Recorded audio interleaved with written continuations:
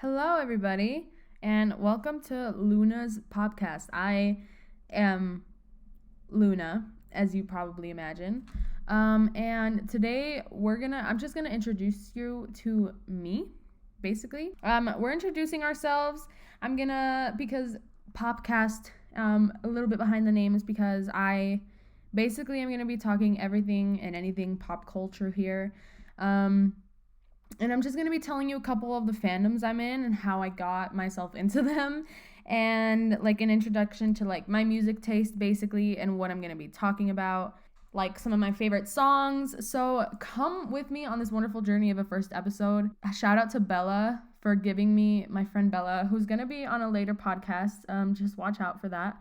Shout out to Bella for giving me this idea because originally I didn't know what to talk about like for the first episode, but she's a queen. So, yeah, let's get into it. All right, so I guess a little bit about me would be that I am a huge like when I get into like a fandom, I don't just like I'm really a person that goes for the person's whole discography. And if I don't like the whole discography, I basically won't listen to any songs at all. So, if I say I like someone, like I like them. Like I'm like a hardcore fan of them if I say I like them. For example, one of my biggest fandoms I'm in are the Taylor Swift fandom, which is Swifties, as you guys know. Hold on, I'm gonna drink some coffee. I consider myself a Swiftie. I haven't been a Swiftie for that long. I started listening to her. I think I'm gonna say I started listening to her about July 2023. So just a little bit more than a year. When I was like 9 years old, I think I was 9 when Shake It Off came out, like the original 1989. I'm not gonna lie to you, I absolutely despised that song as a 9-year-old, and I was not a fan. I was not a fan at all. And I remember telling myself at that age, I was like, I am not ever going to like Taylor Swift. Like, I can't. Like, she's so annoying, blah, blah, blah. I was like, my science was that if this is her most popular song, what are her other ones like? Like the not popular ones. Like I assumed that they were like just horrible. Hold on. Yeah, I was in the kitchen of my house, but I moved to my room hoping to get less echo and reverb. What was I saying? Hold on. Like I said, I was like 9 years old, hated the song, and I was like, I swear I will never like her because she's so annoying. And I understand that's like really like immature, but to be fair, I was very immature. And last year, cuz I work in live music, like that's my job. I sing and play guitar like for a living. So a lot of people in the same day, it was actually like really annoying. 4 people came up to me in the span of like an hour and they were like, "Do you know any Taylor Swift songs?" And I was always just like, "No, like, I'm sorry, I don't listen to her, like, blah, blah." Hold on. I'm putting this, oh my gosh. I can't believe I keep having to move, like, areas. I'm moving to my desk so I don't have, like, my computer on my lap. Okay, I'm here. Okay. So, basically, after 4 people asked me on the same day for a Taylor Swift song, I was like, okay, I have to learn one because apparently people actually do like her and it's not just, like a trend. So what I did was I came home and I listened to the current album that was out during that time, which was Midnights. Midnights was the last album to have been released. I listened to Antihero and the rest of the album, and I was like, like this is actually not half like horrible. So basically for like a week straight, all I listened to was Vigilante, Antihero, Bejeweled, Lavender Haze, like the more like popular ones that I actually liked. And I was like, dang, like she's not that bad. And then one day I was outside of my house. I was fixing our like number that's on the outside of our house. There's like a fence around my house. So our number is on the outside of the fence on like a post, and that post was like falling down. So I like dug it a new hole and was like repainting it and everything so it'll look nice and so the numbers will be seen. That day I decided to play Taylor Swift's entire discography, and I'm pretty sure I heard Carolina and I was like, dang. Like I actually heavily like the song. So that's the story. That was in July. October was my birthday. In October, I was getting all glammed up to go to the Eras Tour film. It came out the day before my birthday. It came out October 13th, and my birthday's on the 14th. It's currently September 27th, so I'm really excited for my birthday. That's coming up in a couple weeks here. But it came out October 13th, and I went on October 15th to watch the movie. I went as Lover, and my friend Allison went as Reputation, and my friend Hannah went as Fearless. And we had a great time. I bedazzled a pink denim jacket, put Lover on the back. I was wearing a like red heart sunglasses on my head, and then I bought white jeans, literally bedazzled one leg with blue and pink hearts, and it was with blue hearts because the jacket was pink, so I put blue hearts all on the leg of my pants. And it was giving Taylor Swift. It really was. So I had so much fun. And now we're here. Now she's my number one most listened to artist. So that's why I'm saying that's definitely the biggest fandom. Evermore is my favorite album of all time. You will hear me bring up Evermore in every single conversation. It's the most underrated album, and I feel like Evermore just deserves more. It really does. And I love it. Gold Rush is definitely the song that I heard, and I was like, okay, this is a fandom that I want to be a part of. Anyway, so I'm going to go down the list of my top artists and tell you how I got into their fandoms, because that's basically all we're going to be talking about with different people and what's going on with these artists, because I know that that's personally what I would like to hear on a podcast. So I'm going to give you a little recap of my top artists of all time. Not all 50 of them, but definitely some of them. So I already did Taylor Swift. Next is Billie Eilish. Billie Eilish. There's a funny story to it. My sister, who's 10 years older than me, liked her before I did. I don't know why I didn't like her. I don't know if I thought she was overrated. I don't know what it was, but I didn't like her. And my sister really, really was obsessed with her. Still is. Biggest Billie Eilish fan that I know. So basically what happened was that during the time when Sour by Olivia came out, Happier Than Ever was also a newly released album, I think. And I told her, I was like, can you please listen to Sour? Oh my gosh, it's so good. And she told me, I'll listen to Sour if you listen to Happier Than Ever. I was like, deal, done, done deal. So the first song I heard on Happier Than Ever was Everybody Dies, I remember. And because it was either Everybody Dies or Your Power. And I heard Everybody Dies. I wasn't the biggest fan because I'm more of a beat person when I first listen to a song. Later on, I start paying attention more to the lyrics and the vulnerability. But when I first listen to an album, the first thing I'm thinking of is the beat. Which is why when Short and Sweet came out, my favorite was Good Graces. First listen through, Good Graces was my favorite song. So I wasn't the biggest fan of Everybody Dies. Then we went up to the top, heard Getting Older, I Didn't Change My Number, Billy Bossa Nova, My Future, Oxytocin, Goldwing. So first time through, Goldwing was definitely my favorite song. But I was like, okay, she's actually, it's actually good music. I don't know what I was thinking beforehand, thinking that, I wasn't gonna like Billie's music. But I ended up really liking it. And then after I was in Cali with my sister, I went to Mexico. And while I was in Mexico, my sister happened to also go at the same time because my sister's married. She lives with her husband. So we were there at the same time, and she said, have you heard the rest of her discography? I was like, no, because I was only listening to Happier Than Ever. Basically, I heard Copycat. She showed me Copycat, and I died. I actually feel I levitated off the ground. And that's how I got into that fandom. And then most recently when Hit Me Hard and Soft came out, instead of recording my reaction, which I would usually do, I had my sister on the FaceTime with me because I was like, this is our thing. This is something we can bond over being 10 years apart. And basically it was an experience. Listening to that album for the first time was actually insane. But yeah, that's how I got into the Billie Eilish fandom. My third top artist of all time was not expecting her to be this high. But my third artist of all time is Gracie Abrams, which I was not expecting. But Gracie Abrams is my number 3 artist of all time. And Gracie was just actually kind of random. Basically what happened was I saw that one of my friends, because I have like earbuds and I have like my friend's earbuds, I saw that my friend Zoe, shout out Zoe, if she's, I don't know if she'll listen to this, but if you are, hi Zoe, love you.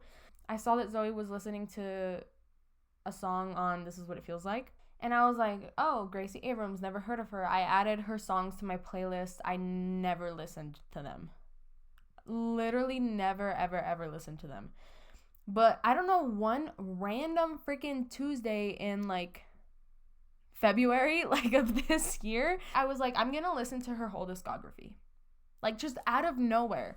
Like I randomly gave it a chance, listened to it all in order, and then realized that my favorite song is Camden. And this was before The Secret of Us came out. So I really liked Camden and 405, and I was like, dang, like these songs like actually like slap. Like she's actually so good. And then I ended up like becoming like a constant listener of hers. I mean, like to the point where I barely almost started listening to her this year, and she's my number 3 artist of all time, which is kind of insane. This thing is telling me Tate McRae has 5 million monthly listeners. That's not right at all. So Gracie Abrams really came out of nowhere. The Secret of Us came out, and I absolutely love that album so much. Better than Good Riddance, in my opinion. But maybe that's just because I wasn't a fan when Good Riddance came out. I don't know. Maybe I'm biased. But I love The Secret of Us. My favorite song from The Secret of Us is probably Blowing Smoke. Also, I forgot to tell you my favorite Billie Eilish song, which is either Ilo Milo or Wildflower. And Gracie Abrams is 405, Blowing Smoke, or Camden. Or Free Now, or Let It Happen. The Secret of Us is just a lyrical masterpiece, and I don't know how she didn't get Best New Artist at the Grammys. Not Grammys, the VMAs. But we'll talk about that later. My number 4 top artists of all time, which I'm also really surprised, I don't know how this happened, is Sabrina Carpenter. Sabrina Carpenter, I did like her before Espresso. I did like her before Please Please Please. I liked her before even Feather. I liked her before Nonsense. Maybe not before Nonsense. I definitely liked her before Feather came out. I didn't even know about Nonsense. But I liked, what song was it? I think I just tried to listen to her because of the whole like Olivia, Joshua, Sabrina like love triangle thing, and now she's my number 4 artist of all time. Again, it was just random, like Gracie Abrams. I just decided to listen to her discography. A Nonsense Christmas is one of my top played songs of all time, which is actually kind of like an insane thing to say. But A Nonsense Christmas is one of my favorite songs of all time. I love it so much, and Nonsense is just a great song, and I understand why it's one of her popular ones. But that was basically the only song that I would listen to up until Short and Sweet came out. Since Short and Sweet came out, I've been trying to listen to her entire discography and realize that she's like, Nonsense is not her only good song. So my favorite Sabrina Carpenter song is either Sharpest Tool or Looking at Me, I think. So I think we're just going to do 10. The last ones are not going to take that long. Number 5 most listened to artist is Olivia Rodrigo. Olivia, I think it's just the same thing, like, all over my TikTok For You page until I was like, okay. When Driver's License came out, there's currently a trend on, I don't know, I honestly don't know what I was talking about, but give me 1 second. There's, like, a trend on TikTok that it's, like, from, like, the lyrics of, like, Begin Again by Taylor. It's like, turn the lock and put my headphones on. He always said he didn't get this song, but I do. I'm doing that with the song Gold Rush because I feel like a lot of people don't understand the lyrics of that song and what the song means. If anyone wants that, I will make an episode purely on the meaning and how deep the song Gold Rush is. Okay, so back to Olivia. It was the same like thing that I said with like the Billie Eilish time. It was like correlated with like the time I became a fan of Billie Eilish. Basically, it was just TikTok after TikTok of Driver's License, and then when her album came out, I listened to it, absolutely fell in love with every song, but especially Favorite Crime. Favorite Crime is definitely my favorite Olivia Rodrigo song of Sour, and my favorite song on Guts is Love is Embarrassing. Oh, 100%. My number 6 artist of all time is Boys World, actually. And if you don't know who that is, it's like it was just a pop girl band who unfortunately disbanded. But I love girl bands. You'll see one of the artists coming up is from a girl band, but I absolutely love girl bands. And what happened was that I was like, I need to stop listening to one artist in a continuous loop. Like, it's bad. So what I did was I looked up like new artists on Spotify and found a playlist with like some new artists, which this playlist included Something in the Water by Boys World. And I was like, oh my gosh, a girl band. And I love girl bands. So basically went on a deep dive. They have like super, super funny like YouTube videos. And I watched them all in like the span of like 2 days. That was like a crazy thing. That was like at the beginning of 2023. I literally cried when they disbanded. Literally bawled my eyes out when they disbanded. I did not know who to talk to about it. Yeah, I had like a really cool interaction with one of them, but I'll talk about that again in a later episode. But yeah, that's my number 6. Again, I just stumbled upon them. My number 7 of all time is Camila Cabello. The person I said that was going to be part of a girl group. She was in Fifth Harmony, for those of you that did not know. And if you didn't know, that's good, because she deserves to be known for the success she has as Camila Cabello. I've been keeping up. Like, there's really nothing more to tell besides the fact that I was a huge Fifth Harmony fan, and I loved Camila Cabello. Like, when she left, I'm not gonna lie, I left as well, and I went along with her. I'm not the biggest fan of her first album, but when her second album came out, I kept up with her again, and Familia, when that came out, loved that album. And her newest album, CXOXO, it's just something different. I'm so glad she's like trying to do something different, and I'm so proud of her, and I think it's going great for her, honestly. But yeah, I've been a fan of her for a long time, like literally since I was like 5 years old when Fifth Harmony was a thing. And she's my number 7 artist. And my number 8 is none other than the glorious Renee Rapp. And basically, Renee Rapp, I didn't know who she was before the Mean Girls movie. I'm not gonna lie to you. I saw her in the Mean Girls movie, and then I was like, oh my gosh, like she actually sings good. She actually sings good. So I looked for her music, and it was honestly like life-changing how good her music is. And okay, I forgot to tell you my favorite songs by Boys World. My favorite Boys World song is definitely All Me. My favorite Camila Cabello song is probably Should Have Said It. That's my favorite song by Camila Cabello. I love it so much. I love that song. Anyway, my favorite Renee Rapp song is Gemini Moon. I don't know why. I feel like I relate to it kind of, but I love that song. And again, Renee Rapp, saw her in the movie, was like, okay, let me listen to her music. I loved her entire discography, so I was like, yeah, this is a fandom that I'm a part of. She's so funny. Number 9, Tate McRae, which I feel like she should be a lot higher, but I definitely haven't streamed that much of her music, so I understand. Like, I'm a bigger fan of her than I am of, like, Camila right now, but, you know, this is, like, an all-time thing, and I've been listening to Camila since she got out of Fifth Harmony. But Tate McRae, she's doing so good right now, and I do want to say, I was a fan of her before. I do consider myself a tater tot. I was a fan of her before Greedy, which I feel like is a flex. I liked her after her album I Wish I Could Fly came out. I just decided to look into her because I knew about her song You Broke Me First, and I was like, let me see what she's up to right now. She hadn't released Greedy yet, but I was like, oh, like, this album, let's listen to it. I, no joke, played it on a continuous loop for like 3 months straight. When Greedy came out, I was like, yeah. Like, I know this is gonna get her somewhere, and it's like now her most streamed song, which is crazy.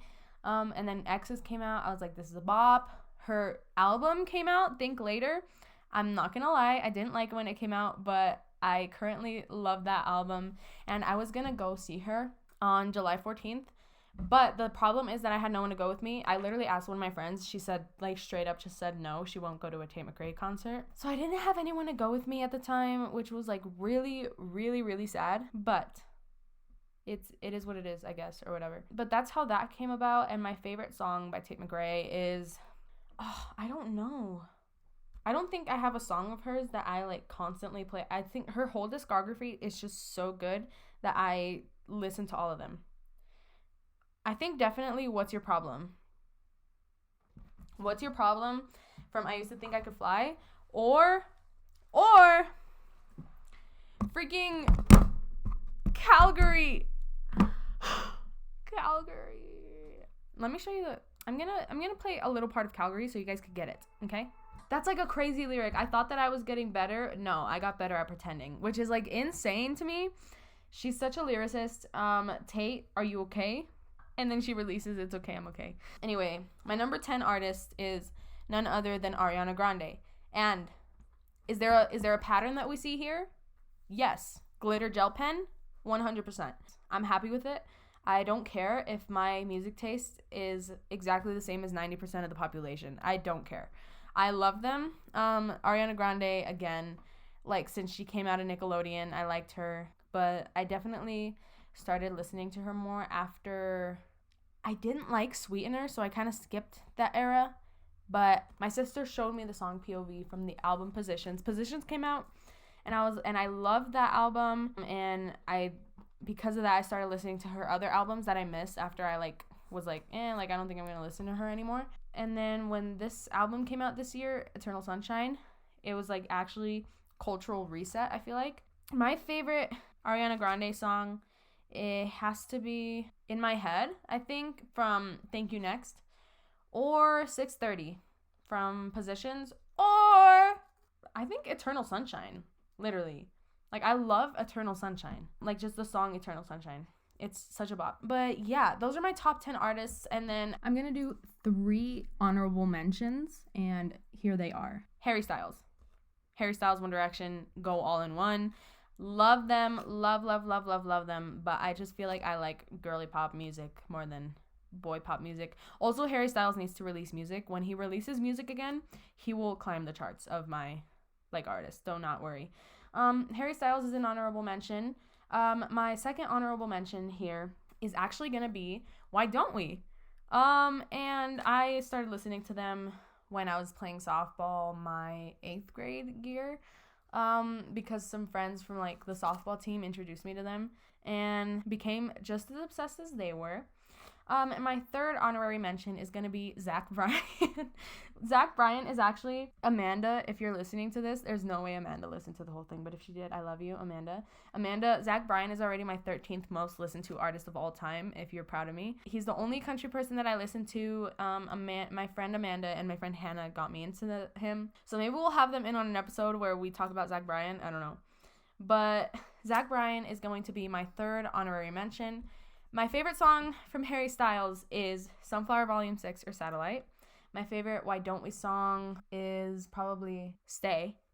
And then my favorite Zach Bryan song is From Austin.